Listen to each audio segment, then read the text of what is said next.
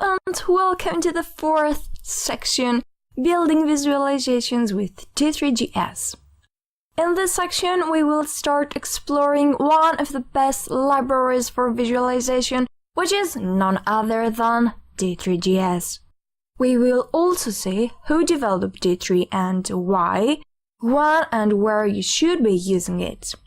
We will continue with examples of the things you can build, and last but not least, we will make sure you understand how and what are the variables or the data. In the first video of this section, you will learn what is D3, who developed, why people use it, and, of course, where and when you should also be using it.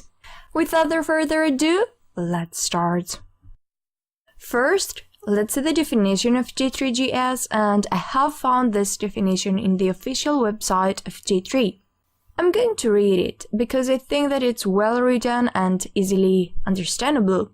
D3.js is a JavaScript library for manipulating documents based on data.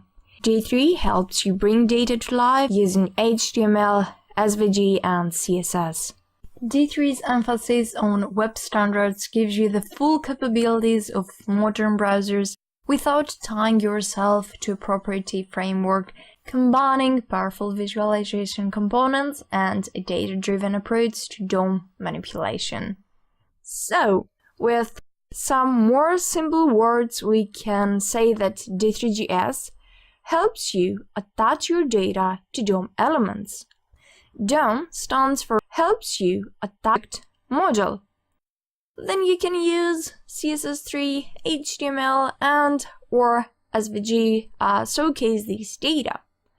Finally, you can make the data interactive through the use of D3.js data-driven transformations and transitions. Have you ever wondered who made D3.js?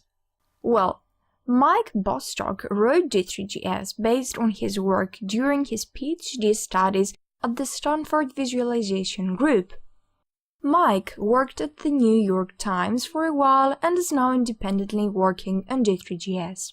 In the resources section of this course, you can find Mike's GitHub page and take a look by yourself on his incredible work. While he wrote the library, there have been and continue to be many active contributors adding a diverse set of components and plugins. Let's think of something for a moment. Why do you hear always about D3? What's so special about it? Well, let me tell you why you should be using it, and then I believe these questions will be answered. You should use D3.js because it lets you build the data visualization framework that you want. Graphic or data visualization frameworks make a great deal of decisions to make the framework easy to use. D3.js focuses on binding data to DOM elements.